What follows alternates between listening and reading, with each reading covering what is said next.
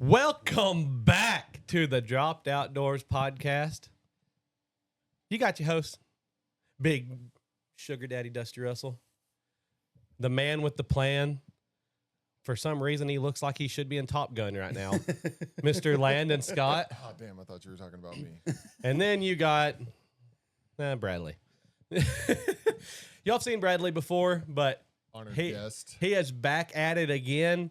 We most of the videos you see, you might see him in the videos. He is going to be doing 90% of our recording.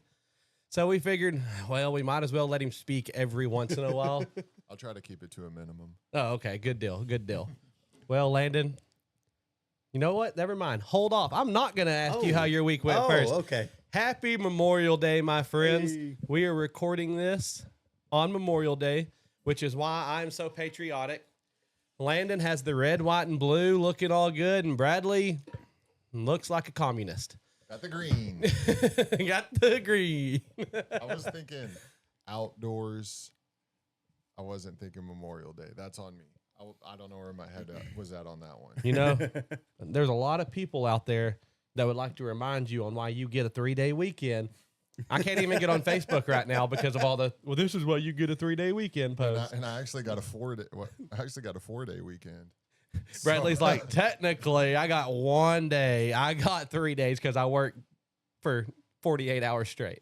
I kind of got 5 days. So Dang. one of them was travel. Well, Tuesday's a travel day. I still get paid for travel, so I don't count that as a day off. Oh. That must be nice. Hell yeah. Well, Landon, let's run into it, brother. How's your week been? Oh man, it's been good. It was a short one.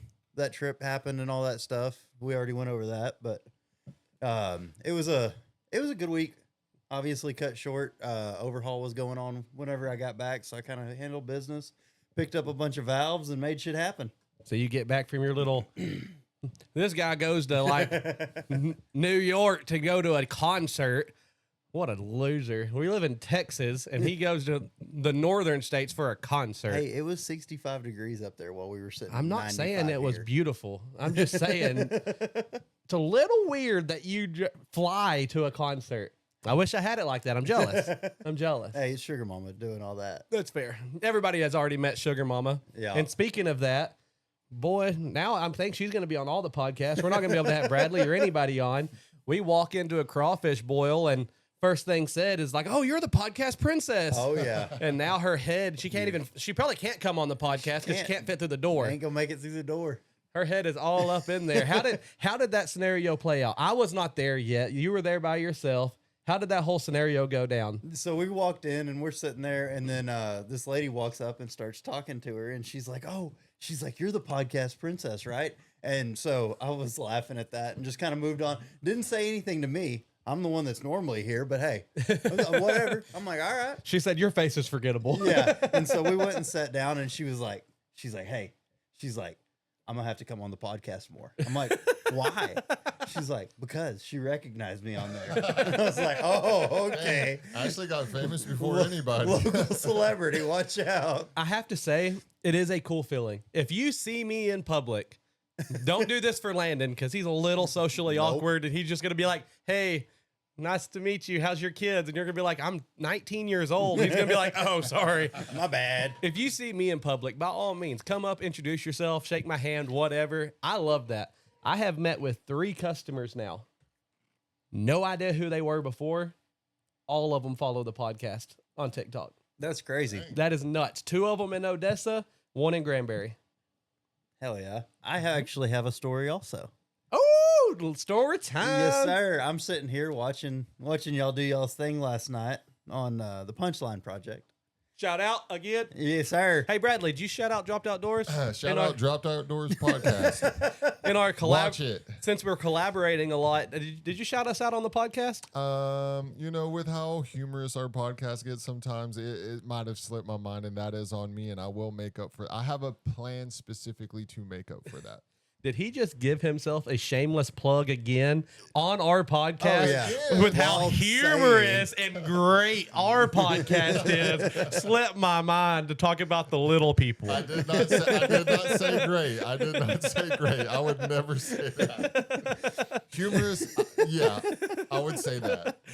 But I apologize for any of my man meat that falls out of this thing. It is kind of comfortable, but it's revealing. Landon, story time. yes, Go. sir. So I'm sitting there last night watching from my little corner over there, and I hear my work phone go off.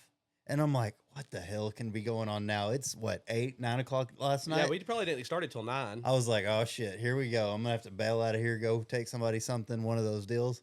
And I pull up my phone. He's like, hey, do you know Bradley and Kevin? And I was like, yeah, matter of fact.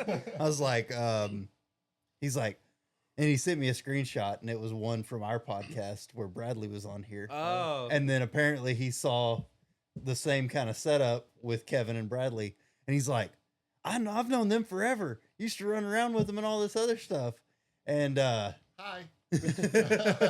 and he You're going to say his name, and Bradley's going to be like, I hate that guy. yeah, no, I already love him. He's my favorite fan. I won't name drop him, but no, he was like, yeah, dude, he's like, I've known him forever. He's like, that's so cool. And I came in here and I took a picture of y'all, and he was like, what the fuck? Hey, now I'm gonna only think about that for the rest of the time. Sorry. But yeah, no, Sorry, people. it's gonna But does bother it not me. kind of feel does- good? It does, but it also is bothering the shit out of me, right? Because you don't know who it is? Yeah. Oh, Landon, can you beep and take the headphones off and just say the name? Or you can just. Or we can wait till after. Yeah, we'll just wait till Just after. wait Okay. till We'll after. roll with it. I was just joking. I'm focused and I'm ready. You're a liar. You're never I'm- focused. Whenever I come on your podcast, I try to be more focused. When we do ours, I don't worry about it. Because ours is a little serious. So, the gist behind this podcast is after talking to a lot of followers and stuff like that, everybody seems to like our informational side. And I mean, obviously, not so much the rambling. So, with that, me and Landon have a hard time asking each other questions that we don't already know, if that makes sense.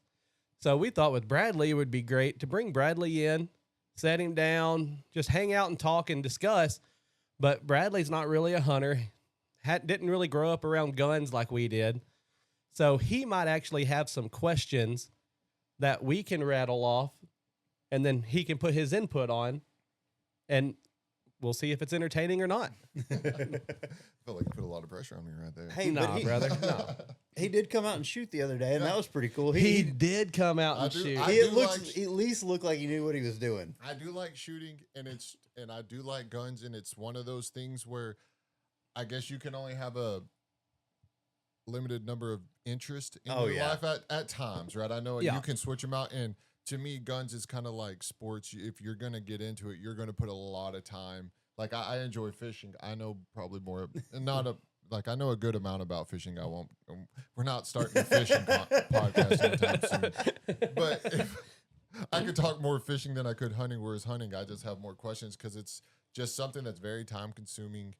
I feel like it's kind of like golf. Yeah. Like I want to play golf, but I feel like if I started playing golf, I would become obsessed with golf. We should do a punchline golf tournament. Because you guys golf as well. Hell yeah. Maybe I'm just lazy. Maybe that's No. All right, sorry. We're back. We had a little bit of technical issues. Ran out of some memory space, so we had to come back in. So if you see an awkward cut, that's on Landon. 100% that guy, nobody else, because, well, Landon's the only one that knows what he's doing. So we ended up talking about golf, but, since we don't have enough time for hobbies, Bradley, I'm talking about you, me and Landon, I guess, have all the hobbies in the world, and we just keep going. How did you feel about shooting with us the other night? How was it? I love shooting. I know I don't know anything about guns. Hardly. It's kind of like cars. I love to drive cars fast. I don't know nothing about them, but I love to go fast and I love to shoot guns. He said, I push this pedal, it go forward. I like it. Yeah. I do. I enjoy the things, and I do wish I knew more of them. And one of the reasons I did want to come down here with y'all for this particular episode was because I do want that to start being more of a hobby for myself, or if I'm going to start going with y'all to record Just and have stuff, some kind of knowledge of what we're doing. I want to shoot something. Yeah. You know, I want to go on a moose hunt. What would you say was your favorite uh, gun to shoot last night? It was, well, can I say my top two? Yeah. Or can I say Whatever you want to answer. You answer how you want to yeah, answer. whatever. The P90, awesome, awesome. That one we put a lot of WD-40 on the trigger, so that was fun. And that one's where's that the P90's chamber. There's a stroke. There's the first stroke of the episode. yeah, And what is that chambered in? It Landon? is chambered in a 5.7 by 28 millimeter. exactly. I think Bradley knew that one. exactly. Landon, Bradley was going to answer. You just I fucked know. his I ass. fucked him up. But my favorite was the MP40 because Landon said, "Just hit it." MP5. Dude, Or I the think MP5, that sorry. was my favorite to watch you shoot That- because, dude, as soon as I was like, grabbed your hand and I was like, all right, you just take it and you slap it. Can I do it right now? Oh, yeah. Can I Of do course it right you now? can. I have to say with the MP5, that is one of the top 3, in my opinion, coolest guns to shoot just because the MP5 slap itself. I have to say that's like one of those memorable things. Is this the gun of Rambo or no? Bring me the gun of Rambo. The gun of The Rambo. gun of Rambo. No. Hey, Hey! That's a good feeling. That's a good feeling. When And you it just can sounds hit, good. When you hit metal and make it move, it's always a good feeling. Even though it's supposed to do it, it's still a good feeling. I have to say, like I was saying, the MP5 slap is one of the coolest things in shooting. And I'm going to either put it, I don't know which one's 1 and 2, but it's one of my top 3. And then Barrett 50 cal when you bolt it. Oh, yeah. You pull that thing back, Dude, let it slide. And all the way back and then you just bam. That's That's one, a big bullet. That's one gun you're gonna have to hook me up with because I've never got to shoot a big sumbitch like that. We can manage it. I've shot all the things on you see here And more because Yeah, there's so and- much more and that's more- not on and the more. wall. Yeah, because Landon treats his guns like they're like a bunch of hammers. Pretty much. Just like he has They're a tools. They're just a bag of tools. I respect the shit out of that because I mean, to me, that's what I would see them as they're just a tool. So It's a when tool. Landon's They're like, yeah, cute. Landon's like, yeah, just throw them all on the They're couch. pretty tools. I just got a handful of guns I'm bringing in from the truck like this, and I'm like, I know this isn't gun safety, and then I'm just like, I text Landon. What was it, last night that we shot? Yeah. Yeah, I text Landon last night or yesterday, and I was like, hey, I want to work on some speed training with my pistol. Do you want to shoot today? We can do some pistol shooting, just some speed training. He was like, yeah, dude, no worries. You never go just doing what you want to do with Landon.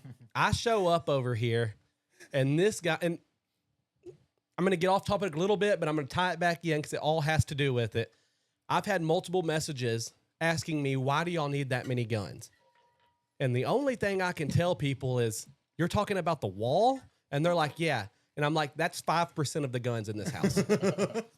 why would somebody need so many cars? Exactly. Why would you need? Well, you don't. I mean, the only thing I would say that you actually needed of all the crap that people collect Money. is, well, I mean, guns, right? Yeah. Like, I mean, that's the greatest weapon that. Well, I mean, besides like a nuclear bomb, but they won't let us have those yet. I have seen Landon, straight up, I have seen him quit a job because he got pissed off, float himself for 6 to 8 months off of just guns. I mean, and if things went down, Yep. He always has them. Easy to resell. if things go down in a bad way, You're safe. I'm You're not going to covered. go to it. I mean, we go to Landon's house and then we'll go to a guy's house with a bunch of cars and we'll commandeer the cars. We go to Landon's house. We're gonna pack and load up, and then we're probably going to the dairy because no one knows where it's at. And there's about 90,000 acres of nothing. Well, I hope y'all wait for me because I don't know where it is either. You live 30 seconds down the road. I ain't waiting for shit. Be here before me. But what I won't know. what I was gonna bring back to it is they've always, do you need that many guns? That is a percentage. Take this wall, times it by about, I'm not gonna exaggerate. I'm gonna say times 10 of what's on this wall. Yeah. Because there's guns, there is safes that are the size of some people's closets, and there's 3 or 4 of them in this house.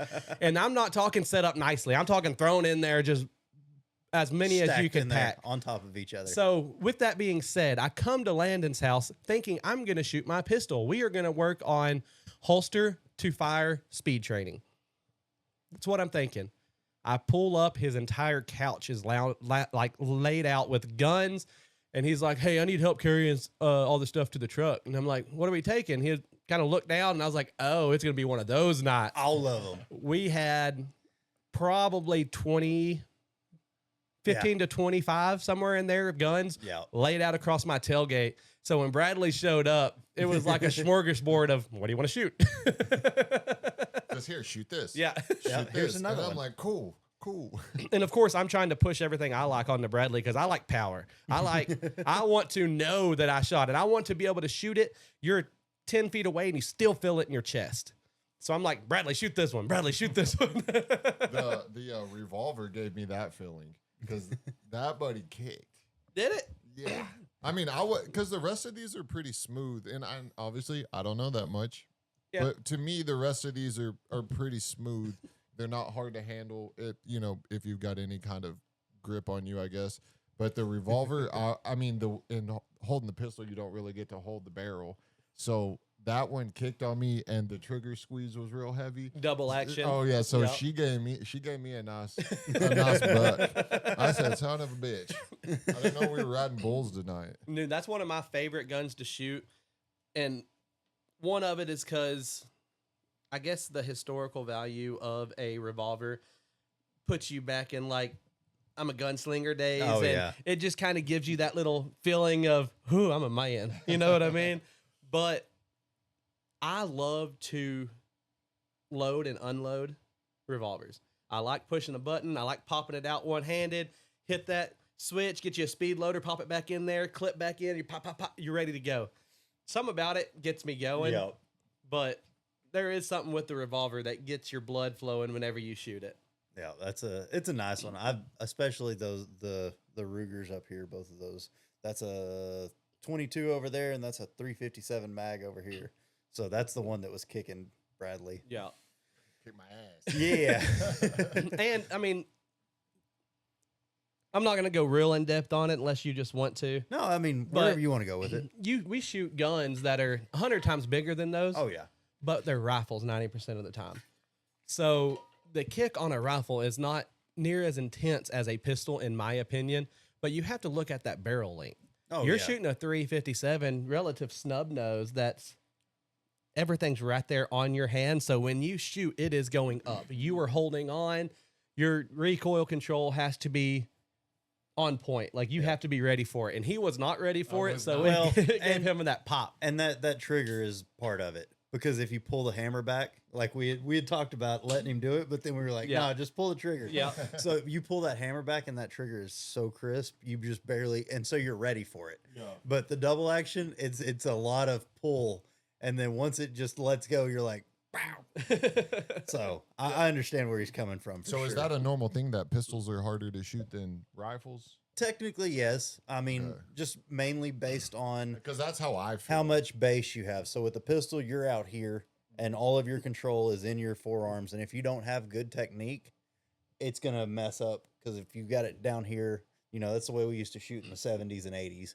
But now we're shooting more like this. Well, and not to mention, even finger placement on the trigger is a big deal because you want it in the fat spot right here. So whenever you pull steady back.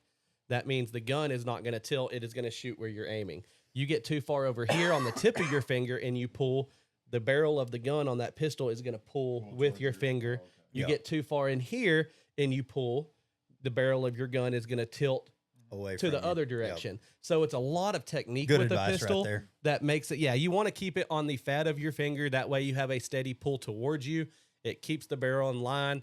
That way your recoil is actually just going to go straight up. So whenever you're coming down and you're shooting multiple shots, all you're worried about is boom, boom, boom, instead of on like the tip of your finger or in the crease of your finger, where now you turn because you squeeze and now you're like this and you have to set back up and come back down. I think the thing that really fascinates me with it is because, we're all sports guys, played sports and stuff, and it gets my competitive juices going. Like, the very first thing I shot, I don't know what it was called. I don't even know where it is on the wall, but the little pistol. I think, maybe. The little 380? Yeah, the little 380. Oh, yeah. The first two shots, I was horribly off. That's one of Landon's constant carry, his EDC, if Yeah, you will. that's It's my one of carry. his carries. So the first two shots, home intruder survived. But if he wasn't on me by that third shot, he was done. right? Hey, Because with your confidence though, even if he did survive, we had a Oh, DNA sample because he shit himself for sure. I'll just attack him with the gun itself if he survives all the bullets. That's fine. After You just gave me a club. After shooting them all again, that 380 is so smooth. And I don't like 380s because I have big ass hands. Oh, it's just not enough stopping power. But your 380 itself, I have to say, is like my wife has a 380 I bought for her. I hate shooting that gun. I almost refuse to. Yours, I don't mind shooting, and maybe it is because it is really smooth. And I don't know, like I said, I don't know what it is in my head. Yeah. But I enjoy shooting that one. Yeah. No, it's So you had a good one to shoot, Bradley. Yeah, and I do like because it's kind of like in basketball, like it's how like the ball comes off your finger when you're shooting, and if you know how it is, you can feel it when you shoot it wrong, and you're gonna miss because you can feel it, and it almost gives me that same kind of feeling like shooting, especially like the pistols. They seem like they give me that same like because you've got to be real like precise with it, and that's kind of something that's. So now I'm about to just be golfing and shooting guns. So sorry, honey. We're about to be broke. Bye. I will say, you made me think about this, and I've never heard it put into this way. But any sports guys, basketball people out there, sports girls, and you've never really shot pistols, the best way to explain it is dribbling a ball. When you dribble a ball, you want to dribble it on your fingertips. It gives you more control. So whenever it comes to shooting a pistol, where your fingertip is on the trigger is what's going to give you the most control. You slap a ball, that ball could go this way, this way, this way. It doesn't matter. It's not going to come straight back up and down if you're slapping it with your whole hand. Same concept. If you're not on the right spot of your fingertip, whenever you pull that, it could go left, right, down. It doesn't matter. So I've never heard it put that way, but when you were talking about basketball, I was like, that makes a lot of sense on how to explain how to grip. I guess grip the trigger would be the right way to put it, but your finger placement on the trigger. Yeah, I could definitely feel that because we were kind of shooting downhill anyway, so I wasn't fully prepared for that because I haven't done a lot of downhill shooting in my life, mostly uphill. No, just kidding. But like the first, so I got the high ground. Yeah, and we're kind of in the dried out pine. So the first two, I was like, they're hitting the bank on the like not at the top, but like halfway up on the. So I'm missing by a good 5 feet. There's a good 6 foot miss, yeah. Yeah, 5, 6 feet. And I'm like, damn, like that's. I mean, it has been a little bit since I've shot, but then. Kind of like you were saying, you want it on the fatty part of the finger, and you just kind of readjust. I don't know what I'm doing, but I can make adjustments to things like that. I've got fairly good hand-eye coordination, and then I hit the little bucket. Next time it comes, I feel like I just made 3 3-pointers in a row. I'm like, hell yeah! You just got to get. I didn't even have to run. You got to get that booger hook right on the bang switch. That's all you got to do. So what are y'all's guns of choice then? Like what would be your number one pick, or if just throw a quick one out there, and then I guess we can go into detail. Okay. So mine obviously is your AR. That's my go-to, one way or another. How about you, Dusty? AK, 100%. AK. I'm always picking AK. Yeah. I mean, when it comes with me and Landon, we do have this argument. We've had it a lot of our friendship because I've always been an AK guy, and I guess just to go into a little bit of detail on why. If you want to know why. Oh, yeah, 100% do want to know why. I'm trying to decide what to buy, so this is a big influence. My biggest thing is stopping power, and that's what I like. You're shooting a bigger bullet, 7.62 by 39 with the AK. So with an AR, you're going to have a lot more speed, a lot more penetration. And with the AK, you are going to have more of a punch. So my way of looking at it is scientifically, when you look at that, is you have speed and you have penetration. It could go in, go right back out. None of that energy is really trapped or stopped. I mean, as far as just shooting through a body, not hitting anything hard, anything like that, right? Yeah. So now, when you have the AK, if you hit a fleshy spot, you're going to go right through. You're going to pass through. Okay, yeah, okay. I mean, they're going to know they got shot, but it's not going to be like, holy crap. Yeah, you're not done. With an AK, with that, it's going to hit, normally going to shred apart inside. All that kinetic energy is going to stop right there. So in the way I look at it is you're either going to get slapped or you're going to get punched. With the AK, it is a full force punch. You're going to feel every bit of it. A slap is going to be a lot quicker. It's going to be like, boom, whoa, what the hell just happened? Not as much power is going to go into that, though. I would much rather get slapped in the face than punched in the face. So does it give you more margin for error? That kind of depends on skill of shooter and where you're hitting at. Shot placement. Because with a AK, I would say yes. Now, I'm not. This is not scientific, but I would say yes because if I hit, say, shoulder, AK very well could shred and just blow out that bone. It's broken. It can be dangling. That part of your body is out of the fight. You're a right-handed shooter, and now you can't hardly work your right arm. You're pretty much out of the fight. With AR, you shoot, you hit that shoulder, that bullet hits that bone, and it ricochets, and it goes, say, hits right here, comes out this way, or it goes down and comes out, and it doesn't like go into the body. You got shot, you hit maybe a fracture, probably not a completely broken bone. Yeah. And you could still be in the fight technically. That's what I like about the power and the stopping power of the AK.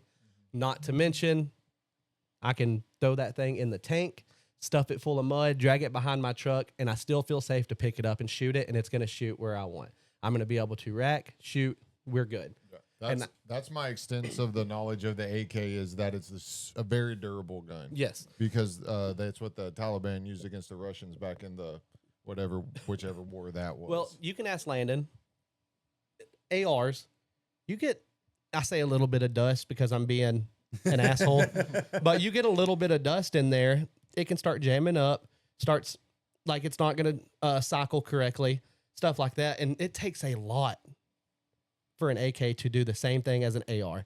And I'm not talking like pick up some sand and sprinkle it in the AR, you're screwed. I'm being a little bit vindictive by saying that. It in the sand. Well, I mean, obviously they survived and they were used mainly in the sandbox of Iraq and Afghanistan and all that stuff. So they can handle it for Their sure. reliability is there, and that's what I like. So what would you're the AR guy, so what would your counter?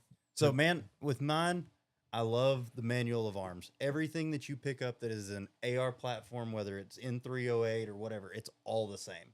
Your mag release, your bolt catch, everything is in the same spot. So whatever you're grabbing a hold of, moving, it's all going to be right in the same area as whatever other gun you pick up in that AR platform.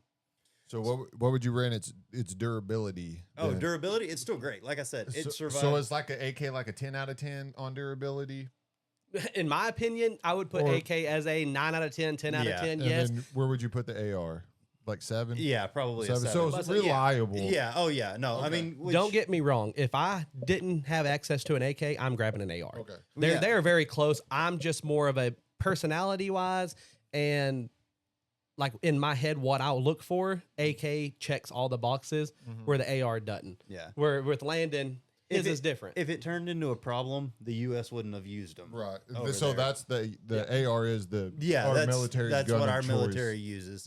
So Dusty's a communist over there. That's why Landon calls me a communist. No, they were fighting the communists. In my American flag, he calls me a communist. The Taliban were fighting the communists. That's right. So that's right. And the communists are the ones that made them. And we might have Kalashnikov. We might have bought a bunch of them. It is a Kalashnikov, so it is a communist-made gun. So the AR is a more precision. Yeah, it's rifle, a more precision rifle. And then the AK is more of a brute force. Brute force you're gonna know you got shot. And that does match y'all's personality because Dusty is definitely more of a brute.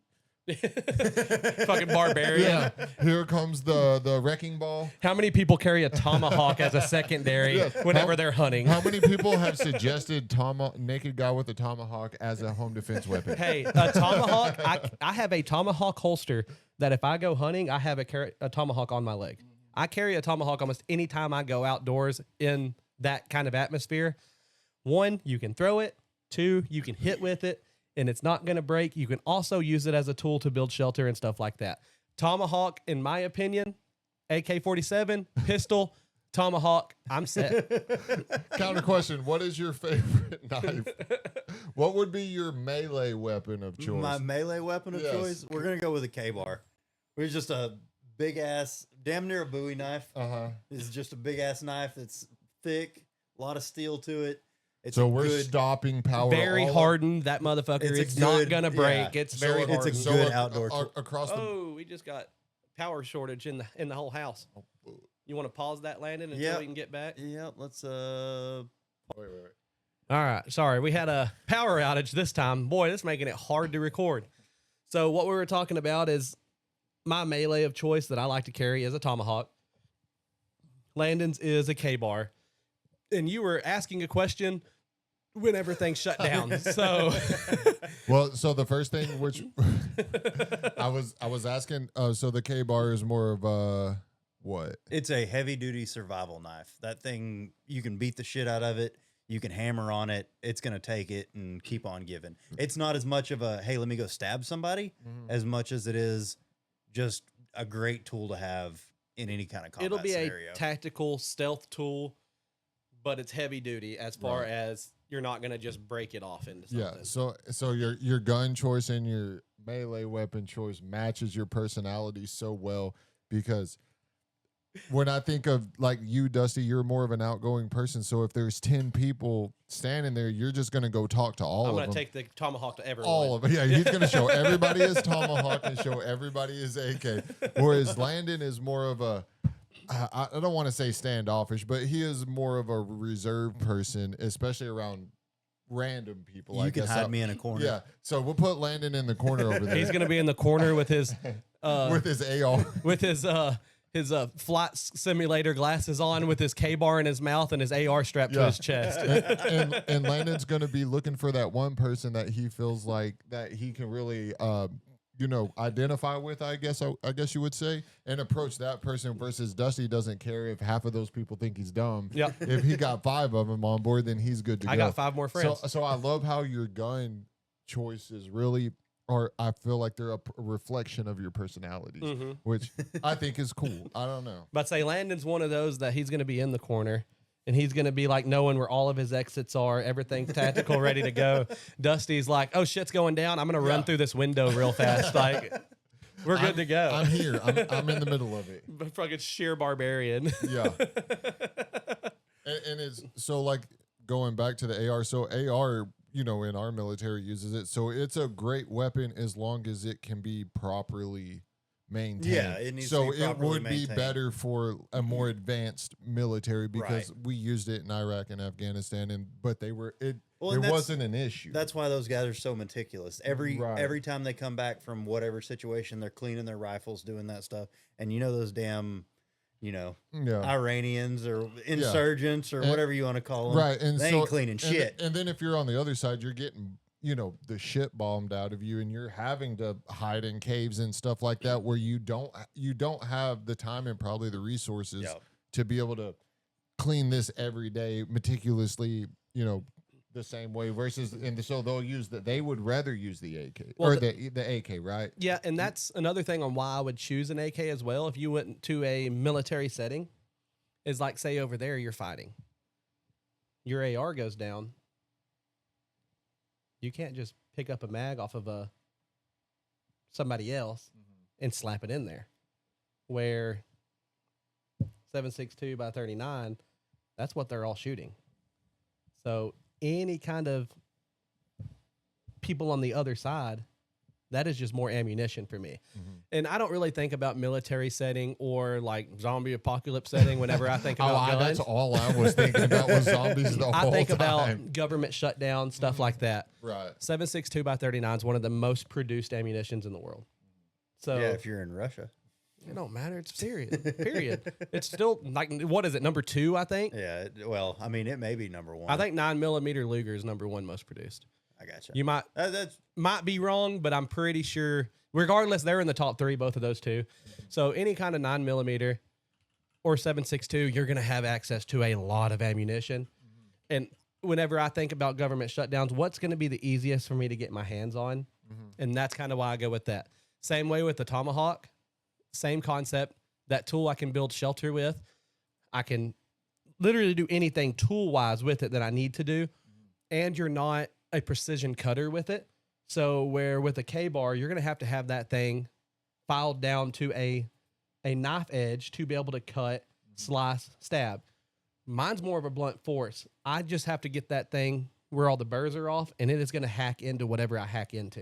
Right. So it's a lot easier to maintain. It lasts a lot longer as far as the edge goes with it. So an AK might be a better option for, say, like a Revolution. And that's in my opinion. Yeah, or maybe a poor, I don't know how you would say it, but like a not a well-funded, not a hugely well-funded revolution. Oh no, yeah, 100%. It is So- going to be so- like a poor man's revolution. Yes, so just because the there's AK access. So in the price range, the AK is, I'm assuming, cheaper. Not if you get a good one. It used to be. It used to The be, ARs would run $600 to $800 for a cheap one. AKs used to be $350. Mm-hmm. Then AKs started getting hard to come by. We sanctioned? Was it Russia that Obama sanctioned in like Yeah, thanks, 09? thanks, Obama. But whenever they sanctioned those countries over Okay. there, we lost a lot of access to a lot of that stuff, and the prices shot up to about 1,000. And then everybody since then's been like, "Oh, well, Yeah. people are still buying AKs for this, so let's sell it for that." Worldwide, I guarantee you they're $200. If you went to like a country that didn't have sanctions on Russia, it would be a much cheaper, Yeah, Yeah. much cheaper option. It is in my opinion, that is why whenever you look at Afghanistan, Taliban, stuff like that, there's reasons why poor people would say third world countries, most of their revolutions are fought with AKs. yeah. And do you They're think not coming out with a full tactical setup of an AR. And you think that's a better? Not only is it better for price, but it's just an overall better option for a situation like that. My thought on the situation itself is the reliability. I'm going to circle back to that. Mhm. So, in my opinion, if I can get into a hand-to-hand combat with my tomahawk and this guy falls on top of my AR and it is covered in tomato sauce and that stuff starts drying up while I'm still fighting, my AK, no, I didn't mean AR, my AK is still going to fire. It's going to fight through it.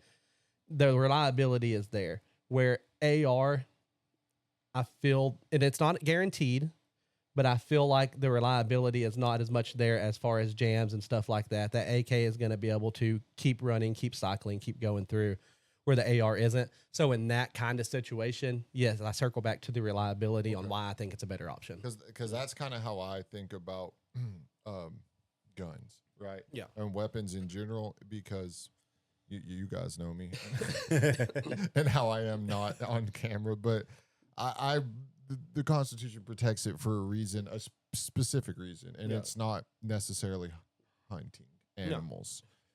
So It is to defend yourself from yes. Tyrants, domestic foreign. and foreign tyrants. So yes, so that's why, I mean, that's the reason that I care about guns at all. Otherwise, I just would be, I don't know what the word is, but I just wouldn't care. I wouldn't care about them at all. Yeah. So if someone were to say, "Oh, all this stuff is illegal," I would be like, "Oh well." But since I do feel that if there wasn't the need to protect yourself in that form from your government, they wouldn't have put it in the Constitution. Let's to say have you're a that. constitutional Yeah, patriot, yeah. so you're like, no, Well, I just think guns are important because I- they said they are. I just think Yeah. those guys were really smart, yeah. and if they didn't think that you should protect yourself from your own government, they wouldn't have put a I agree. provision in there to give you the ability to protect yourself from your own government, no matter what. Which is a terrifying thought because they all have ARs. Oh, yeah. And they got time to clean them. And that's what I was gonna bring up as well. Whenever you ask, like, in the situation, like flip side, say we're storming a house. I'm not bringing an AK to storm a house. Yeah. I'm bringing an AR. Okay. There's just, in my opinion, I know you can get an SBR version of an AK. Yeah. Like the AK 74U. Yeah. So, like, but when it comes to that is more of a tactical stealth precision situation. Right. And there's no chance I would bring an AK in that situation. Okay.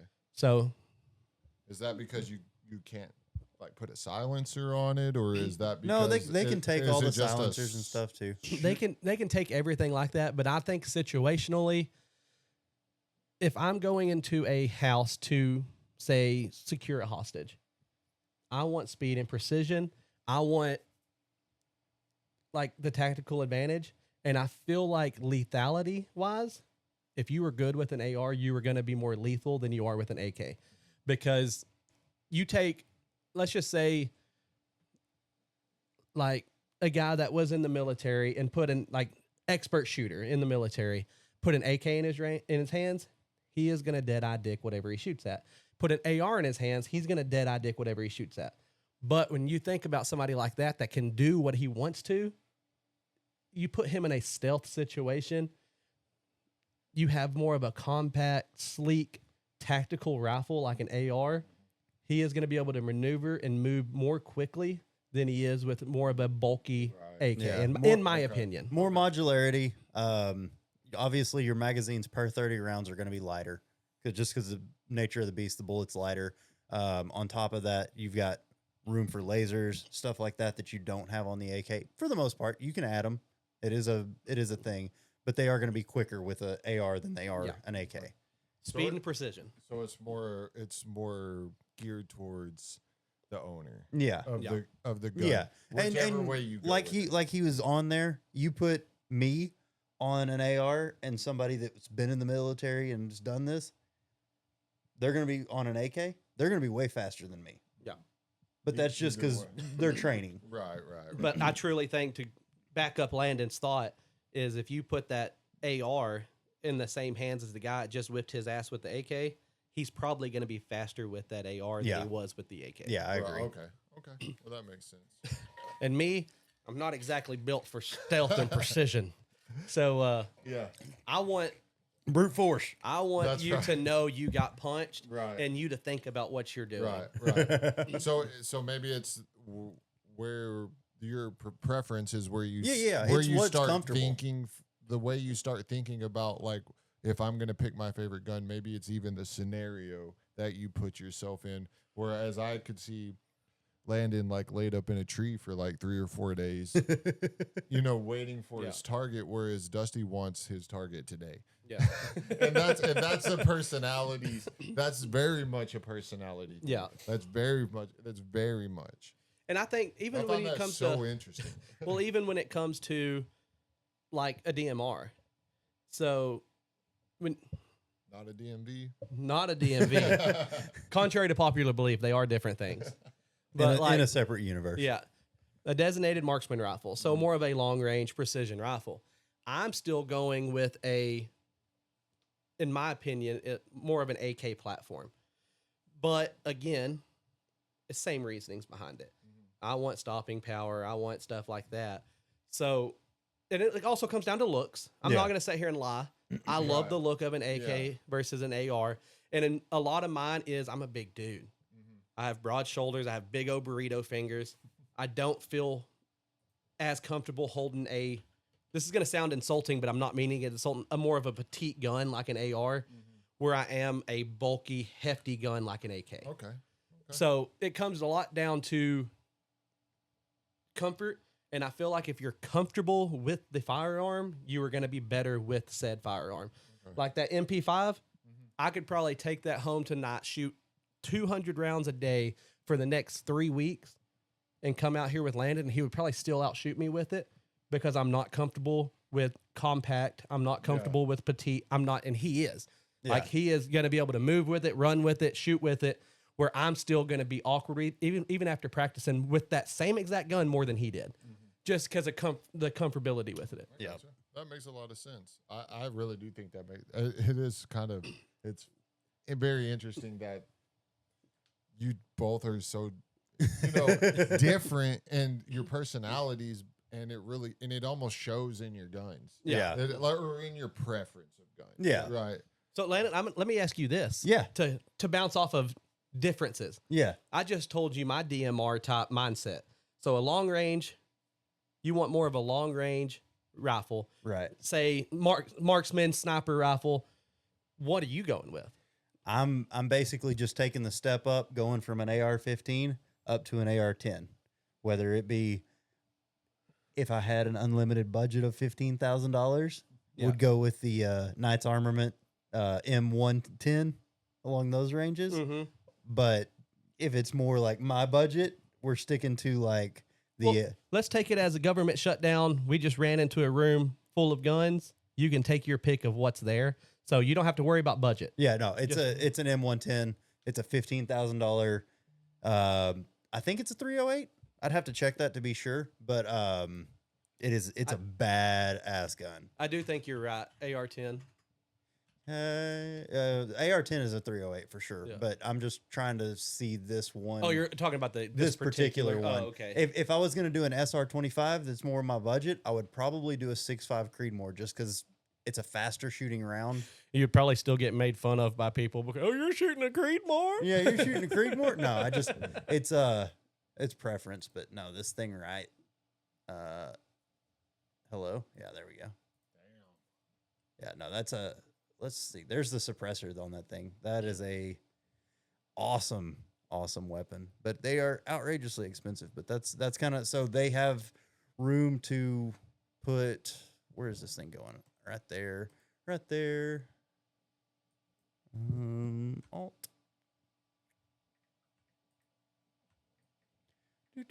All right, so right there, they've got room to put a thermal in front of a night vision or anything like that. Does it say a caliber right there? Yeah, 7.62 NATO. So it is a 308 on that one. Just an awesome weapon system.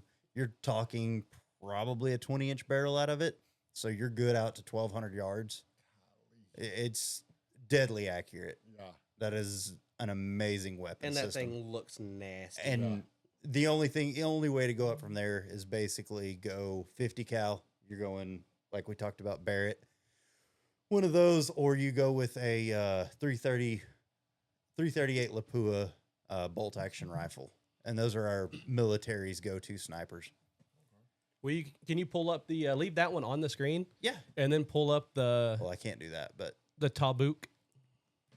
Tabuk. Because this is probably more of what I would go for. Schnipper Riffle. Okay. Dusty looks like he just wants to fight some Russians in the desert right now. He's got the beard for it already. That's so right. He's ready to go. But that right there is going to be your AK version of a sniper rifle. AK platform sniper rifle. Okay. Is that one... let me... That maybe looks like the I drove a 1988 Odyssey Voyager minivan in high school. You know, had the wood paneling on the sides No, of the door. definitely a 1987 Toyota Tacoma. There we go. Absolute bulletproof engine. Hey, mine had a pretty bulletproof engine. I'd be driving 75 miles an hour down the interstate and it'd drop out of gear. I'd have to put it back in neutral and then turn it off, turn it back on, and I'd drop it back into driving and it would go boom. All while doing this at 70 miles an hour going down the interstate. Don't tell my mom. So So that one's actually also a 7.62 by 39. Exactly. More bullets you have all the bullets. So you can use the same bullets. Same bullet in both of them. And then you would have to go. I would go up. Yeah. So I kind of see what you're saying here as far as the interchangeability of everything. Yeah. Like you just need one ammo and you can go for it. Whereas, and I'm pretty sure the Tabuk is also compared to the M72. so I guess it's just depends on if you're fighting for the more powerful side or not, what your weapon. Like if you're fighting in. I've always been an underdog type of guy. That's a good way to describe it. If you're the underdog, you're gonna go AK, and if you're the favorite, you're gonna go AR. No, there's just, I don't know. There's something about, again, ammunition, mass produced. You've kind of.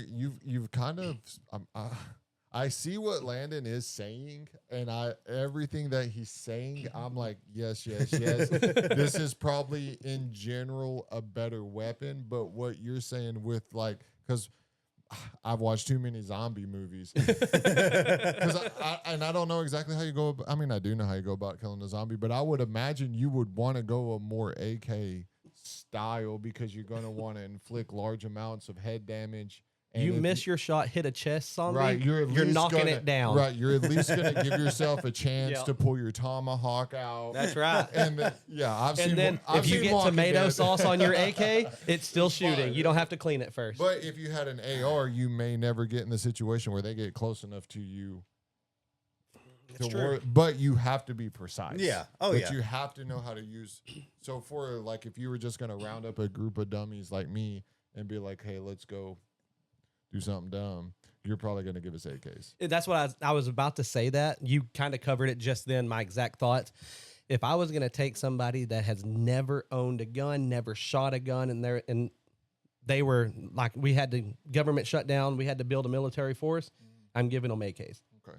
Where if I ask the guy, how long have you been shooting guns? And he says 20 years, tactically trained, probably throwing that guy an AR. We have 10 ARs and we have 30 AKs. The guys that have like practice with shooting are going with ARs. And the rest of us are just cannon fodder with AKs. No, the rest of us are going to be more of a suppression, heavier bullet, more stopping power. All you got to do is hit that 5'11" target somewhere. Or just the general area. Yes. Okay. Where the AR guys, I want them going in on you are our lethality. Right. We are going to cover you. We are going to get you in. You are going to take everything out. We are just going to try to hit this target. I gotcha. And so with what you were saying, never shot a gun before, and we had to get put in that situation, I'm giving those guys AKs, even though the 10 I just said would be just as deadly with an AK as an AR. I would still prefer them to have an AR because of the tactical advantages of ARs in my head. Yeah. Gotcha. Okay. That makes sense. That all makes sense. I want an AK and an AR. There you go. Deal. Hey, that's Then you're good. Now you're going to be way to do Landon it. because that's what he does. I have my select things I like, and Landon's like, I like everything.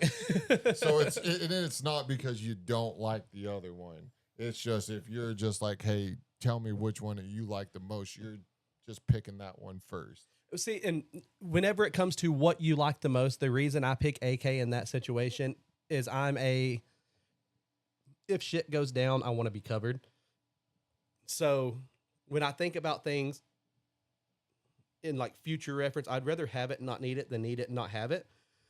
So where like Landon has a bunch of guns. He loves them all, but I can almost guarantee 90% of the stuff on that wall right now, he's not grabbing in a situation. Nope. He has his things that he's going to grab, but he don't have them on the wall. Where me, whenever I'm buying something, it is a tool. What is the best tool for the job if that ever happened? Yeah. And maybe it's my conspiracy mind or the government's out to get us mind. But whenever I think about that stuff, I'm like, what can I pick up and still have 10 years from now that's still going to be working, still going to be the exact same? It's not going to be any different. And Reliability. That's with basically no maintenance. Yeah, I mean, you Yeah, do need. I mean, you need to clean and take care of it. Yes, but at the end of the day, if I let an AK sit outside, I'm fine. Yeah, you don't really need to. Yeah. I would worry about leaving it outside just for rust. Yeah, But other than that, you don't have I to meant clean more them. like an overnight type situation, no, or you don't. a couple days on accident. You're not going to really worry about it too much. Where with an AR, I feel like you would have to pick it up, clean it before you really take off with it. And is the AK easier to clean or is it the same? I would say it's easier. I'm about to say it's Well- not going to be any concept difference of cleaning, but the reason I say it's easier is just because it's a easier maintained gun to rack and fire. So with the AR, you pull a couple pins, they separate, you pull a bolt out, all this other stuff. With the AK, you literally pull a cover, like you push a thing in and the whole cover comes off and you expose triggers, bolts, the whole 9 yards is right there. I was talking to a buddy that was in the military, and he's an AR guy, and what he said exactly was his favorite thing about the AK is the tactical spoon. And I said, what the hell is a tactical spoon? He said, we put oil in a spoon and dump it in the slide. He said, legit, you're out there shooting, put oil in the spoon, pull that slide back, push the slide forward, just put the oil from the spoon onto that, rack it a few times, and now you're good to go shoot for a couple more weeks. Yep. Dang. And he was like, that's the coolest thing about the AK. Like, you can maintain it to precision, or in a crunch situation, you throw some oil on it, that thing's ready to go again. And it doesn't matter what oil. Yeah. You could pull that shit out of a car and you would probably be just fine. Yeah, no, it would work just fine. That's awesome. It's crazy. That's awesome. So that was always whenever he told me that, I was like, that's kind of cool. Like, I didn't know what and I obviously that's probably not a real technical term. Yeah. He just called it a tactical spoon, but it made me laugh. And I was like, what the hell's a tactical spoon? He was like, oh, a plastic spoon that we use for MREs, but you literally just put it with oil and put it right there, Yep. and it's good to go. Anything that lubricates it, you'd Yep. be good to go. Spit. That probably Hey, it would probably it work. would probably work with an AK. Oh man. Well, I got one thing I want to talk about. It's pretty big this week. Okay. The Hearing Protection Act has made it through the House. Is that the old big It got big beautiful dream? It's all stuffed up in there. the old big beautiful bill. It did. Yeah. It did get tucked up in there and hidden away. Oh man. So we're pushing through a little bit. So it's good news to me. I'm a little bit of a skeptic on it, just because I don't think our government cares about Because Landon's anything. a pessimist.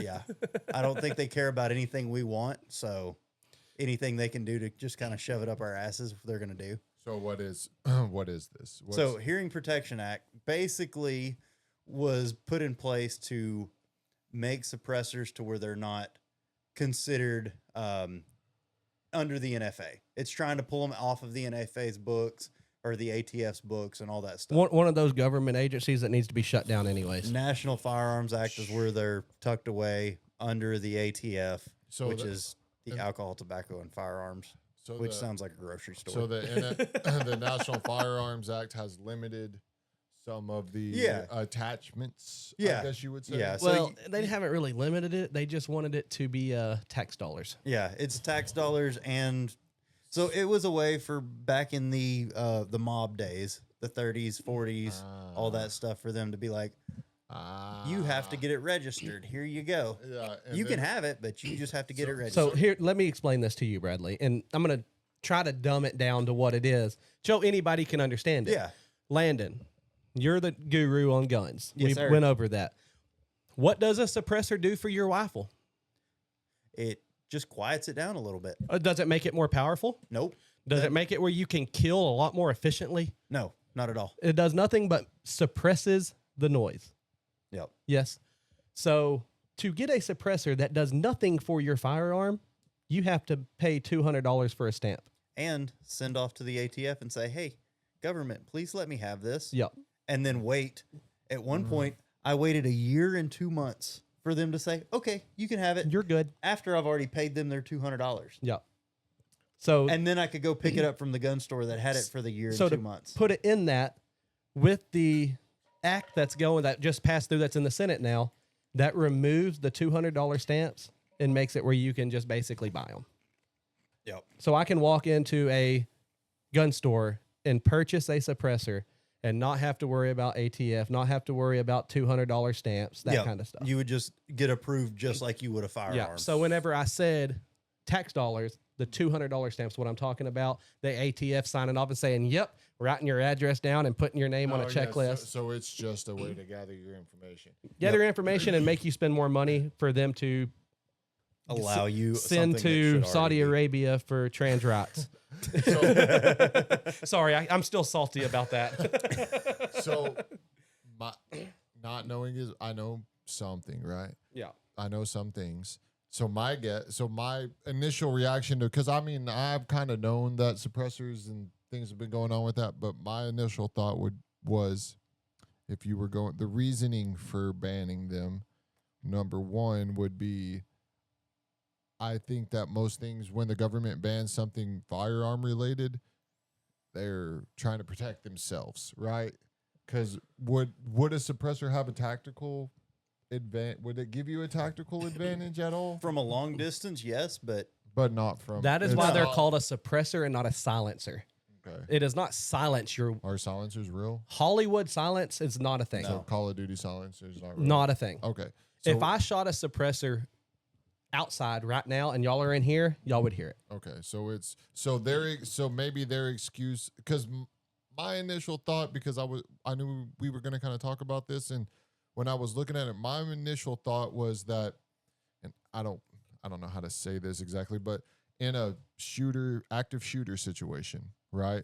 yeah. My initial thought, not knowing that Yeah. about, if Dusty's standing outside this brick home and shoots this gun that has a suppressor on it, I'm still going to be able to hear it. Yeah. Because from what I saw, a lot of the counter argument was that in an active shooter situation, that it would be that basically that person would almost be incognito Yeah. throughout this, and no one would be able to know where he was. And, That's and the issue is most people don't know, and they think Hollywood silence. You walk in, Like I'm sitting here, right here. I shoot at this wall, and you wouldn't have no idea I shot it unless I was watching you. That's the issue. Though people don't know. If you had a 22 subsonic, that's as quiet as it's gonna get, and you're still gonna know. You might not be able to hear it in this room if I'm outside. Maybe. Yeah. There's a 50-50. If you were in the kitchen, I would be able to hear it. Yes, absolutely.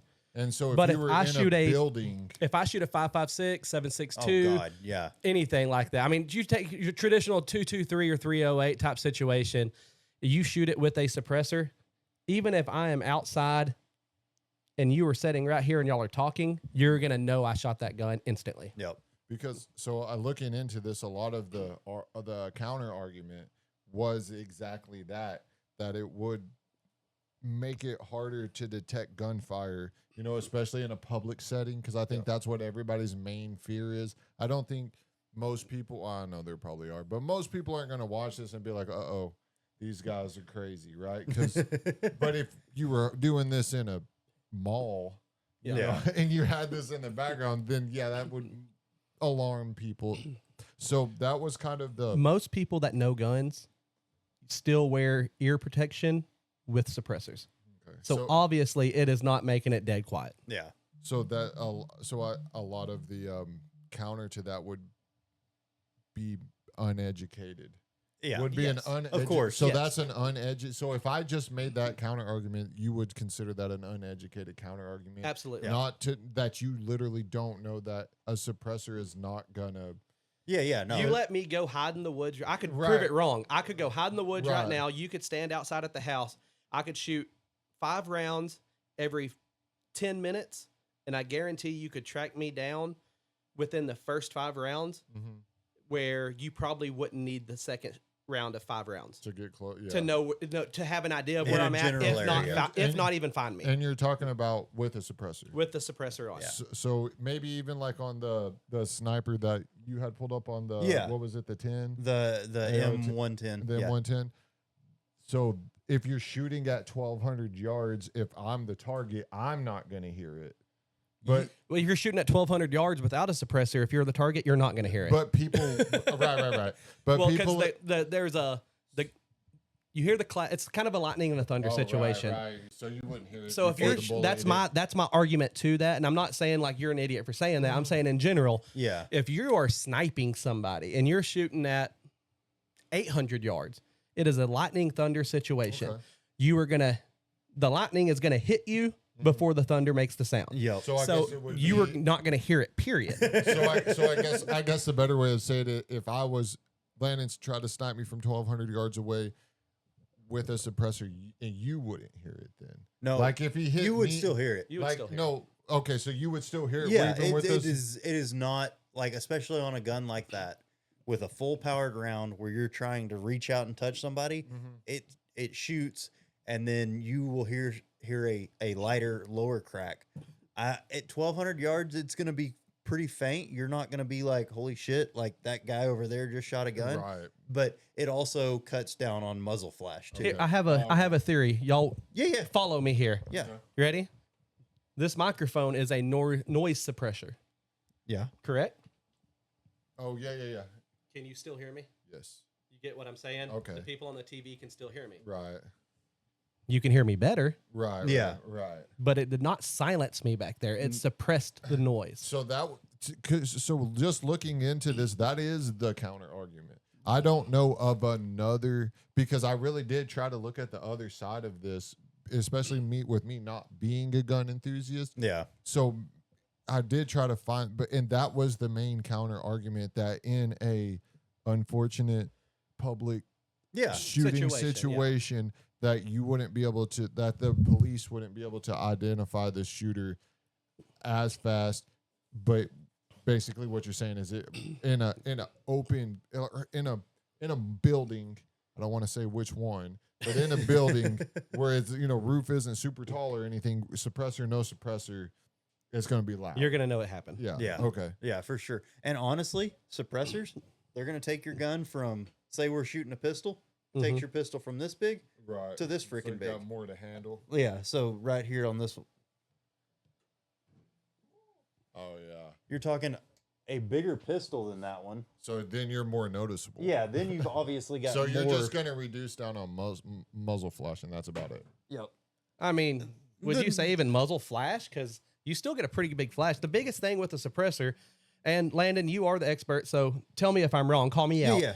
So basically, these are, you see where these cuts are? Mhm. Those are individual baffles. All that is doing is suppressing down the gas, which is also taking the noise down. Yep. That is all a suppressor does. It And just the more baffles you have, So the you longer could it have makes, yeah. essentially, the more gas it's going to suppress. So the quieter it will be.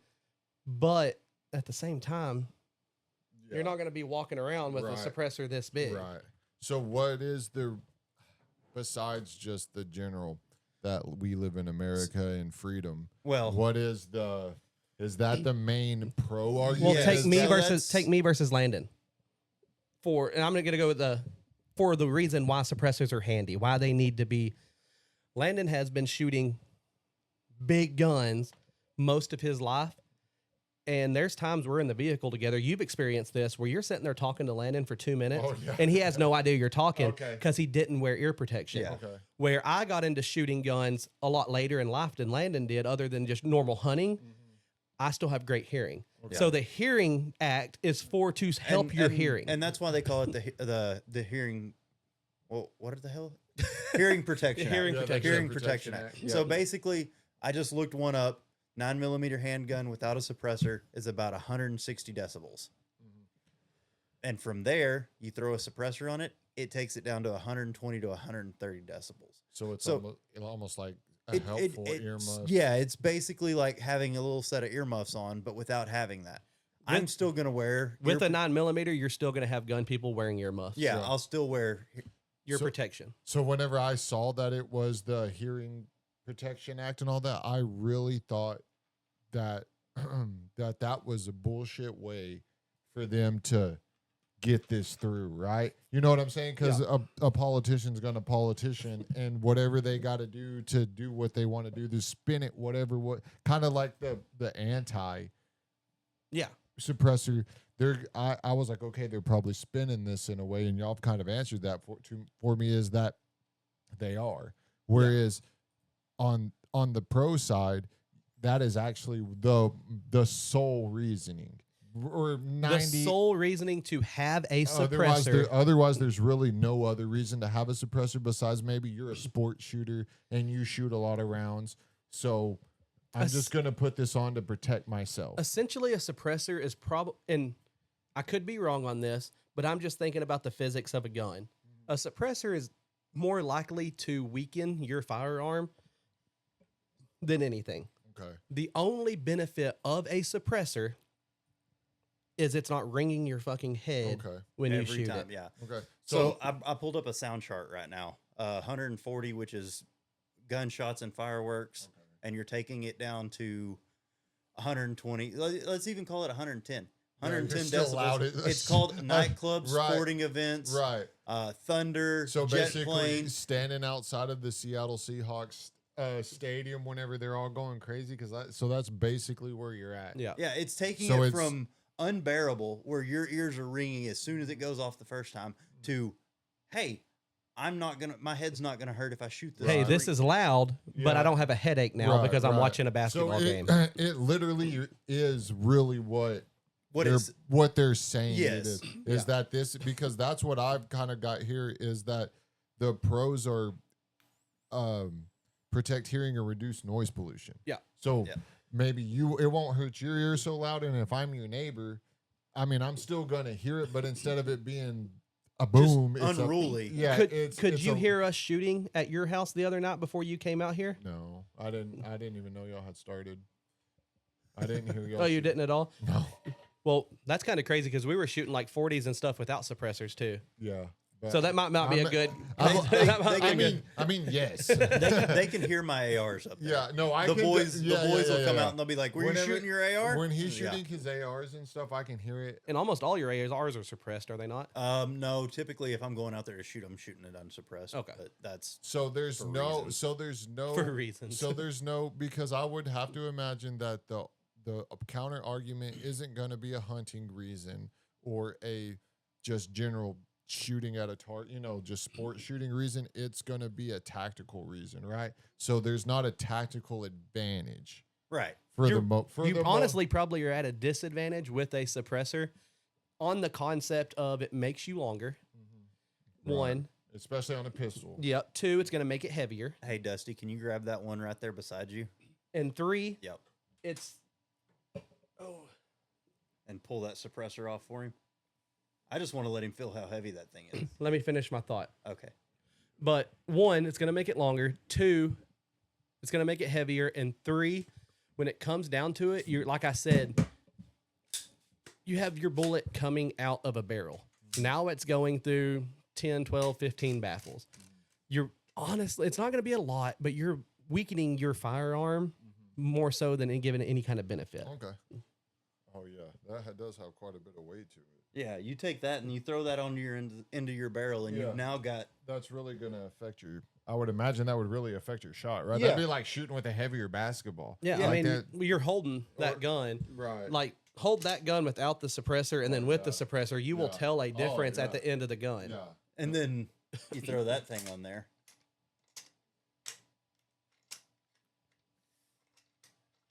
Put Landon on the spot. No, I held it earlier, so I do. I can't verify what they were saying is true, and that's why I kind of wanted to ask y'all because because I'm in support of. Is it not clipping down? No, it's not. Hang on. I'm in got it. support of anything that's It just moved wrong. freedom, right? Like anything that has to do with you can do what you want. Yeah. I'm just that kind of person, so I would be supportive. But now I do have like, Now hold it the same way, oh yeah, and you have. that is a significant amount of weight. I can even feel it just. Yeah, over just here. in the grip. Yeah. And that was without the magazine being in there. Yeah. So. So I'm glad that's why I did want to talk to y'all about that because I knew y'all would know, more detail about it. But I think it's good for people to hear that this really maybe it is one of the rare times, but it really is what it is. Yeah, it is it's a hearing protection. Hearing protection, and so that your neighbor doesn't have to hear you quite as loud. And it's not even with your neighbor. Or And I could care less about anybody else hearing my gunshot. I don't do anything wrong right. when it comes to that. My thing is, I shoot 5 rounds without it suppressed. My ears are ringing, and it could be tomorrow morning, and my ears are still ringing if I shoot a lot of times. Yeah. With a suppressor, I can go out there and shoot all day long, and my ears never ring. Yeah. Because the one time that I had the earplug up like this last night and y'all shot, I mean, it was one shot. Yeah. And it was a good 30 seconds to a minute, and it was still kind of ringing. I could only imagine just doing that over and over Yeah. and over and over again. And all the ear protection is a noise suppressor. Right. It is Yeah. a suppressor in itself. Yeah. So you're just doubling up on your suppressibility to make it that much better. That explains why all our grandpas were deaf at like 55. Going through the wars and everything. 'cause Yeah. they were just black. I mean, I could only. So, do they wear ear protection like in combat? Yes, they did. So, maybe not back in the day, not in World War One. I mean, Stuff, yeah, like but, currently, yeah. Like currently, they do. I mean, look at Landon's tactical helmet up there. yeah, they have it on there. But okay. but have you heard the thing that if you use 3M ear protection over in Iraq or whatever, then you could be compensated? It's because they didn't put in there properly, and they fucked their hearing up Oh, yeah, I did. I have just from the hearing protection not being good enough. Yeah. because now hearing protection is pretty advanced. Like even with my headphones that I have, I can make it where I can hear everything that's going on around me, and not. So I'm sure they have something that'll Well, a lot of the like above a certain decibel level. yeah, I would say that's how a lot of them are made, especially when it comes to firearm ear protection on your earmuffs itself. Is normal talking you can hear just as loud as you can a firearm because once it reaches a certain Right, decibel, it cuts cancels it. Yeah, but But I would imagine in like a tactical situation, you would, Yeah. because you have to be able to communicate. Still. Well, a lot of them in military, like a tactical situation, they're going to have a headset built into it. Yeah. So it's like talking like we are right now. Right. And it has just full blown noise cancellation from the outside, basic like noise suppression, not cancellation. Yeah, that's cool. That's fucking cool as shit. We should have a whole episode over fucking tactical gear. tactical Dude, I love headsets. that would shit. be cool as shit. Oh, I know you do, brother. So that helmet right there, Uh-huh. the helmet is $1,000. Sheesh. Ear protection, if I didn't buy the cheap knockoffs that I need to upgrade and do right, those are probably going to be $600 or $700. The mount over here, Your thermal. your mount for your thermal, your night vision, all that stuff, that's another $1,200. So you're saying basically every one of our Yes. soldiers has got like $2,500 on their head. If I built out my idea tactical equipment for a military situation, I would say I would be wearing not firearm, anything like that. I would be wearing $5,000 worth, just head to toe, head to toe. Way low. way low. You think so? And I'm just talking about like me, what I would build out. Yeah. Okay. And So- I'm not talking about extra mags. I'm not talking about anything like that. Just socks, shoes, up, Oh, okay. Kevlar, Okay. helmet, that kind of stuff. Well, you're way low with Kevlar. I know. That's why I was 'Cause saying. good That's why I was Kevlar's like. $1,500. That's why I was like. And then the vest is 5,000? another. I Five or honestly eight. Yeah. honestly thought that Dusty was way high on the price, because whenever I pictured Dusty in He said that's a lot of fucking Kevlar. that's a lot of well, no, it's just a lot of clothes in general. I pictured Dusty leading the revolution dressed like this with that helmet on. And See, his I would and do not this wearing right here. nothing else. I would do this right here with my tactical waterproof, snake-proof boots, and then I would put a vest on and a helmet. But I'd probably have like the old motorcycle helmets that just kind of slit down yeah. as a shell over your head. That's how I'm leading the revolution. That's right. From the front, too. Oh, yeah, that's right. From the front. On a three-wheeler. So Dusty's like, it's okay, I've got an AK. I'm just going to cause a lot of blunt force. So our military guys are probably decked out to the T. Each one of like the just field guys, the ones that run out there and do their thing, they're probably anywhere between 35 and 50,000. Because you're talking, including gun. yeah, gun, Or everything. weapons, yeah, Night yeah. vision, you're talking $12,000 in night vision alone. See, I was gonna say total. If I had to put everything on it, I was gonna be around the 25 to 35,000.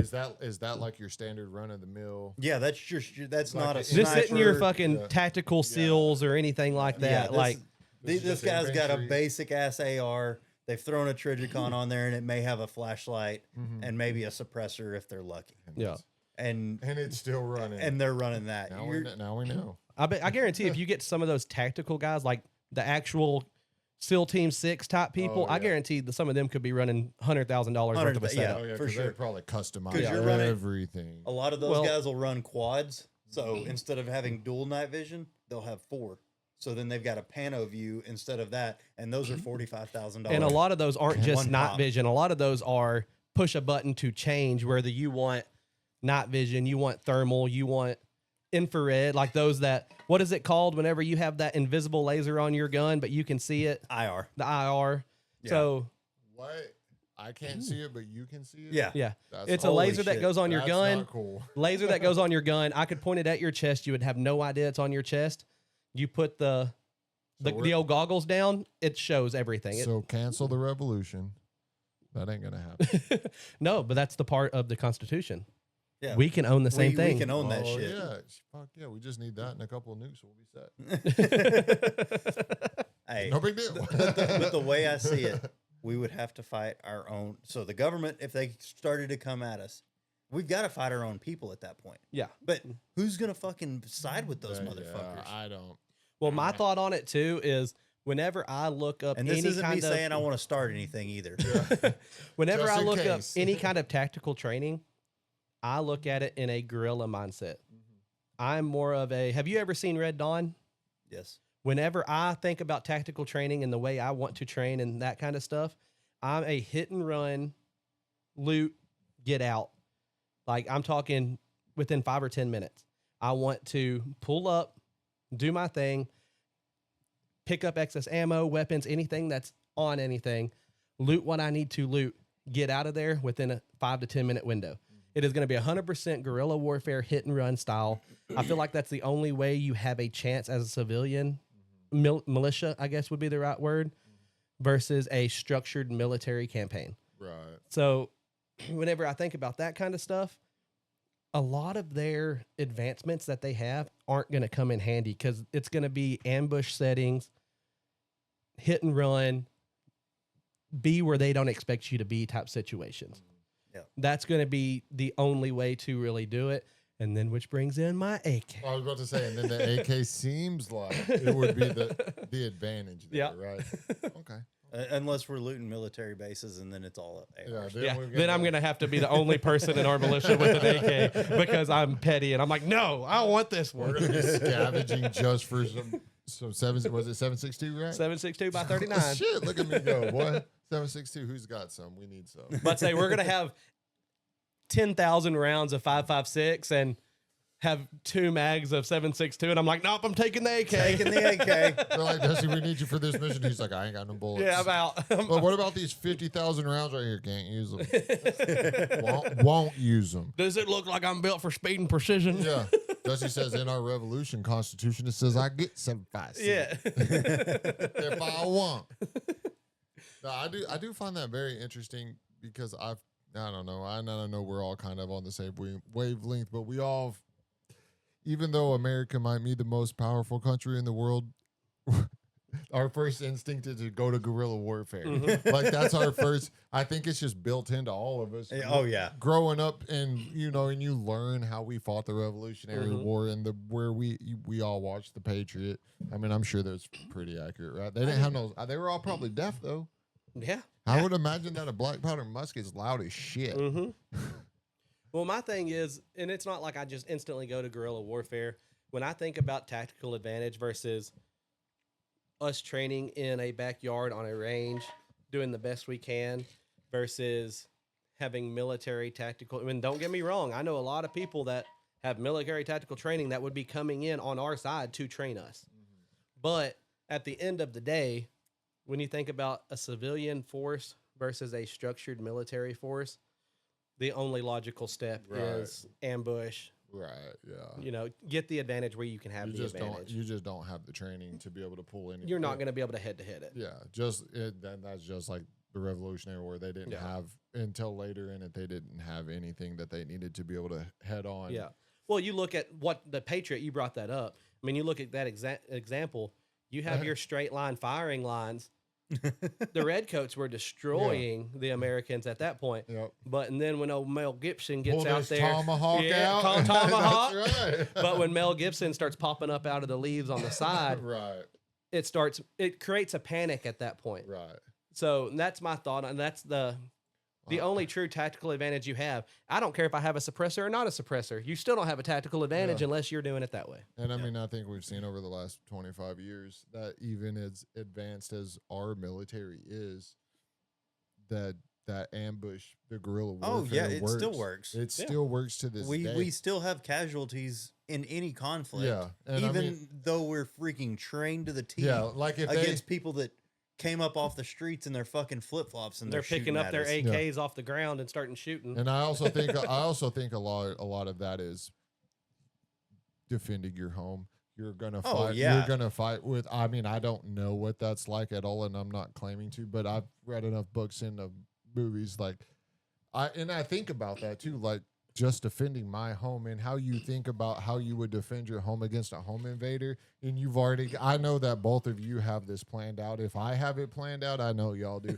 But what would you, like not what weapons you would use, but what would you do? Where would you go? Because you know your home turf and you're not going to just let somebody come to your home turf and. Oh, even in my house, I have where the best firing lines are. And I have where I can go and put Amanda to where we have a crossfire on the assailant that can't get to our children. And that was my thought on it. And you said defending your home, this, that, and the other. We don't know. We've never been in that situation. But I think about it like this. I kind of know how I would react in it because you come up and slap me in the face. There's times where I've laughed and just been like, you're a bitch, and just walk off because I'm just that type of person. I like to play mind games.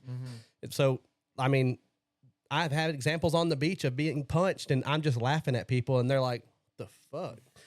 But I don't really get mad. Like, even in a lot of fights I've been in, I haven't been angry. But if you walk up and slap my wife in the face, I'm going to beat the shit out of you. Right. And that's where I come down to how I'd react if we were in that situation. Is it's not a homeland, it's not a constitutional right, but I am protecting mine. Right. And I would die 1,000,000 times over before I let you hurt any of mine. And that's my friends, my family, period. My people, I will die 1,000,000 times over defending them before I will anything else. And in that situation, that is what you're defending at that point. Right. And You're just defending your home. You're defending your people, your home, yes. And that's my concept on it. And I would be a horrible person in a situation like that because I have my select people. And if we built up a huge military fort somewhere in the middle of nowhere and people start coming in there, I will send them away with no issues in my heart. Like, no, but I'm going to die out here.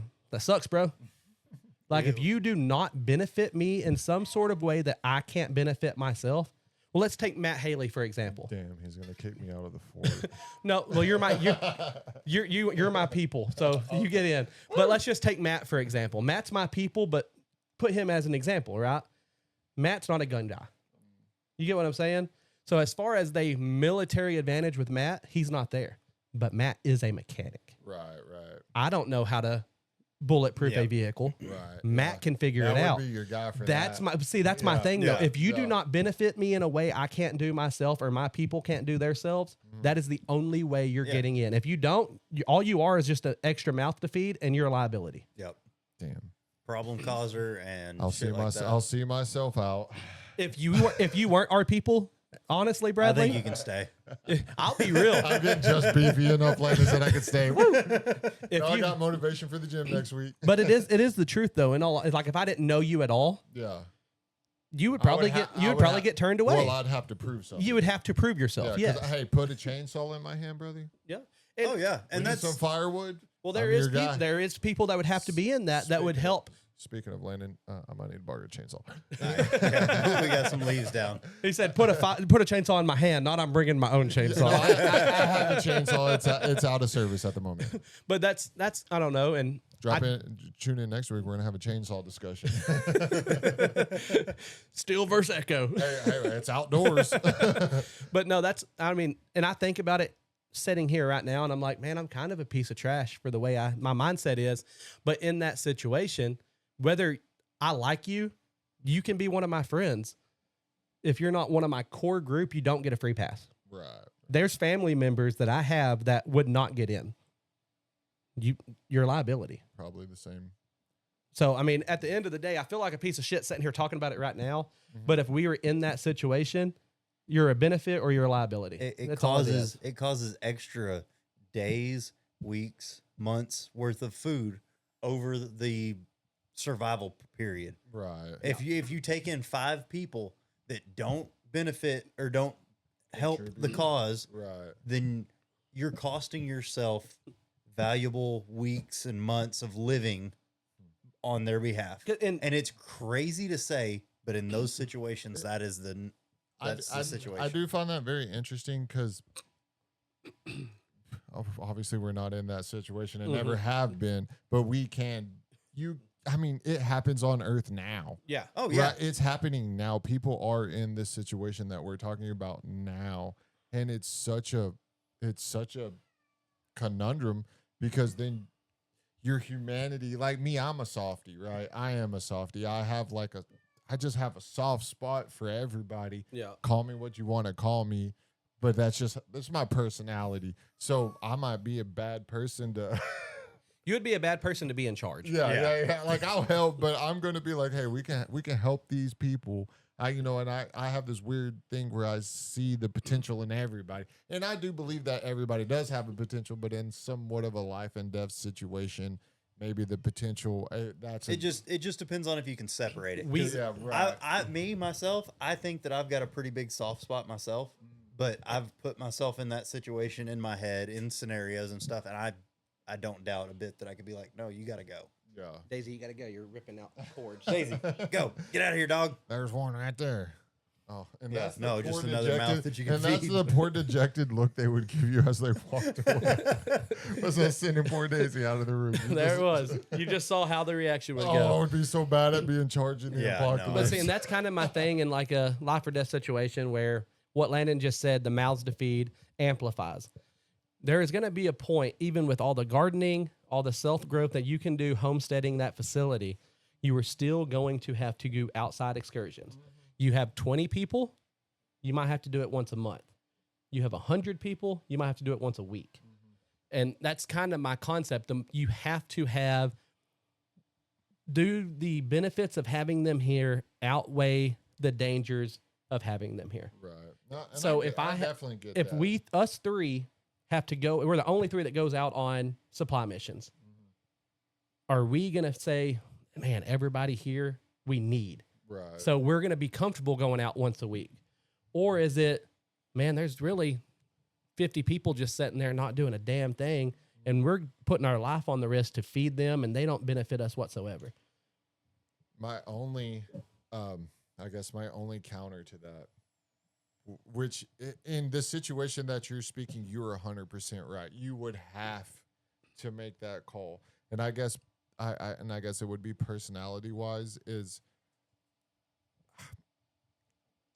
I feel like as the people that we are, where we would be able, to go and do things like that, Yeah. that we would That's almost our be, job. we would almost be taking on the responsibility to help everyone, right? And I do see, like, I mean, I do see what y'all are saying, but that would be, and maybe my mind would change Yeah. in the situation. Maybe in the situation, It would have to. I would do it once, Or you would die. almost die, and be like, oh, F. I wish I could save you, but I can't. Well, and see, the problem there is that we are the class that would have to go out there. Yeah. Our parents are no longer able to go out. They're and- too old. Yeah, they can't do it. Shit. They've got knowledge. There's reasons for them Right. to be around Right. that we That's may like not a- have, yeah. and so they can support themselves. But as far as like, And to back on that, like my dad yeah, just got Dude. over cancer, can't move around real well, almost 70 years old. But he still builds chicken coops. He Right. takes care The of all that shit. gardening, He, Right. the he has animals. a full acre of gardens that he still does to this day. Shit that I know how to do, but I don't know how to do. yeah, He can literally, like, we were talking about his planning the other day, like planting the garden. He was like, no, we'll have one more freeze in a few weeks. They hadn't been calling for a freeze. It's like fucking 70 degrees.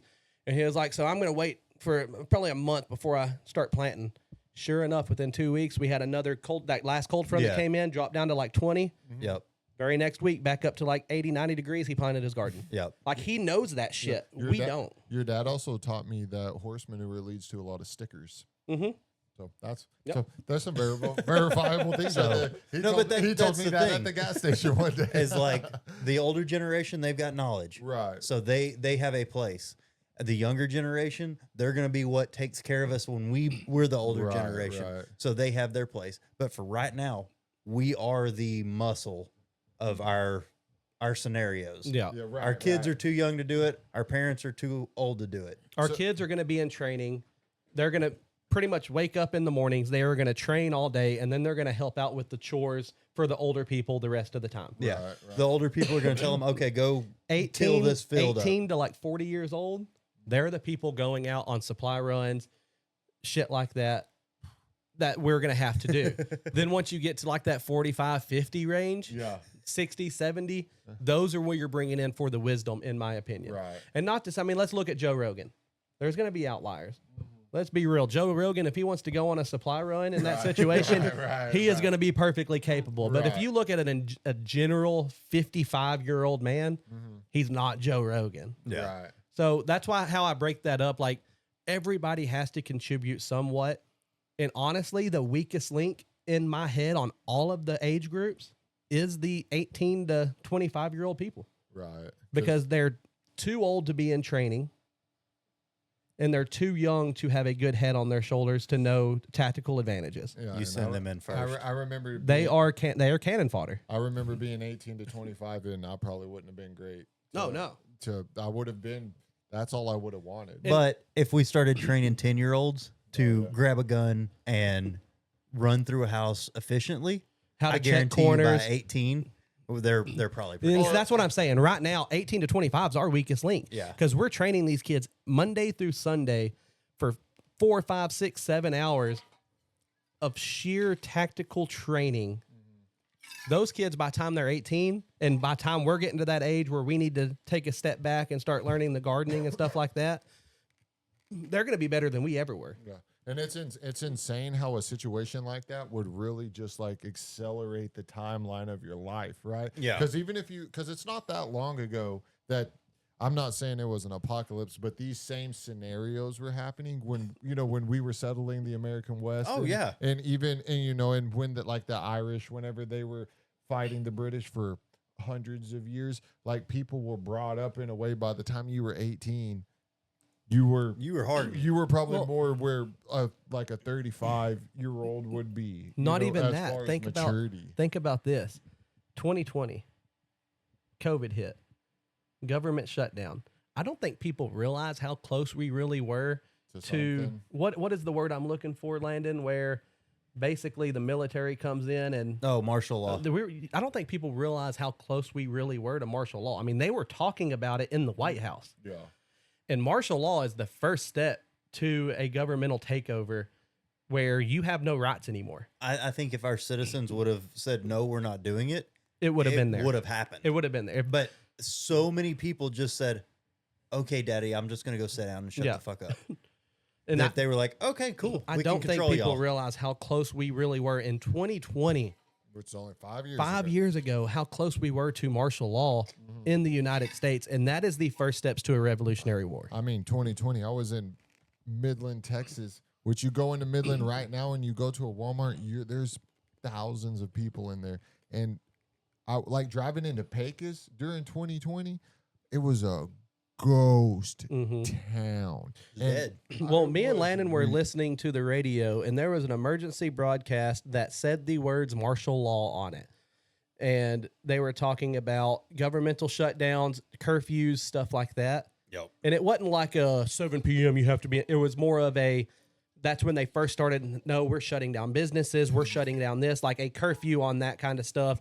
Essentials were even like hour frames. Yeah. And when they first started bringing it up, and the first thing we did was call our spouses with like, hey, if this happens, we are headed back, get everything, load all the stuff that they know they need to load up, get to Landon's house. We will be there.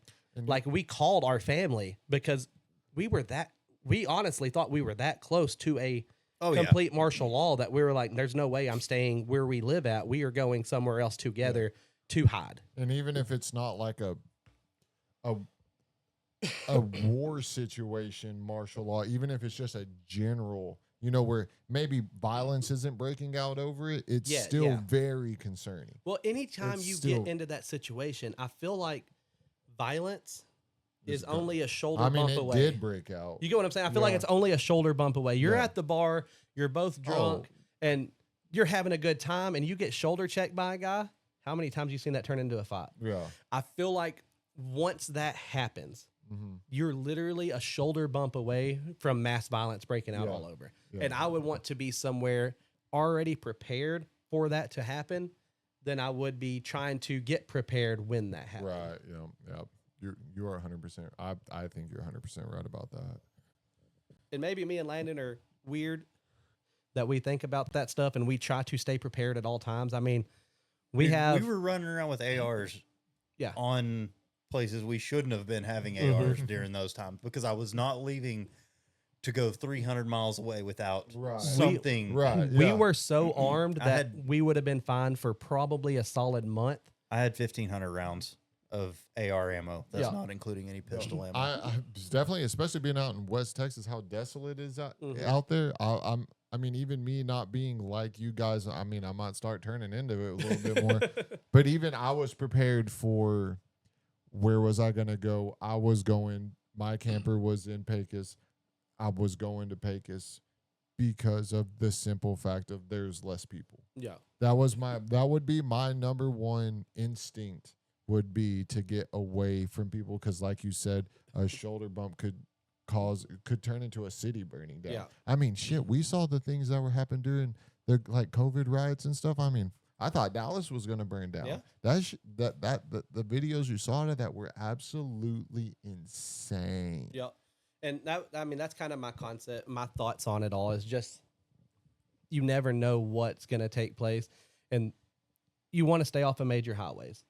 So when it comes down, if that happened, the reason I said we're coming here, we're meeting up, we're grabbing everything, and the place we are going, yes, they are major thoroughfares here, but if it came to a military shutdown, military's not covering those roads. No, they're not. We could probably go 250 to 350 miles before we ever hit any kind of military caravan. And we don't have to go that far to get to where we're going to go. Yep. And once we got there, we're in the middle of a field, 93,000 acres around us without a soul. You can do whatever you want. I got a camper. Well, we have houses there. Yeah. Yeah. Like, we could have built up right there and had it completely built up, pretty much self-sustaining, before anybody had any idea we were anywhere around. Yep. I like that. I appreciate that. That's the plan. That's why I'm trying to be very vague on where it's at, Yeah. how we're doing it, because I don't want people to know. Right. No, that makes a ton of sense. Yeah. It does make a ton of sense. Well, Bradley, I appreciate you coming on. Everybody, I hope you enjoyed it. This is our episode 14. Son of a gun. Yep. If you've made it this far, please tell me how you like the questions, the topics, that kind of stuff. If you want to hear more breaking news on gun topics and relevancy, we do have plans to start posting on YouTube itself short 10 minutes of elephant in the room of relevant information, like Hearing Protection Act, that kind of stuff, any kind of breaking news. We are going to post it on YouTube. Like I said, short 10-minute little info, just so you can stay up to date. If you have any questions as far as Hearing Protection Act or anything of that matter, and you want us to look into it and start posting stuff, please message us. Dropped Outdoors on Instagram, Dropped Outdoors Podcast on TikTok. Message us. We will put those on there and start looking into it. Or if you just want to ask us gun questions, I've had a lot of people start messaging me on stuff like that. You want to ask us gun questions, put it on there. We'll go over it and break down the pros and the cons of everything. Bradley, do you have anything you want to say? I watched the Dropped Outdoors podcast. I'm going to plug it on your own show. Because I promise I'll plug it on the next one. We may have actually lost that part. I don't know. Yeah, I don't think you plugged your. So this is just a random thing I'm saying. He's here. just plugging our shit. And also, you can watch the Punchline podcast or Project. God dang. Punchline Project is another one. It is sheer comedy. It is hilarious. By all means, go follow it on Instagram, Facebook, TikTok. And we're useless in a apocalyptic situation. Besides Dusty. They're 2 out of the 3. It might be a little useless. One of them's going to sit under a tree and probably cry himself to sleep. One of them's going to be comedic relief that has no benefit to us whatsoever other than being there. You decide which one's going to cry themselves to sleep, Kevin or Bradley. And then one of us is just going to eat a lot of food, and that's going to be his big detriment. But with that being said, I'll catch y'all next week. Later.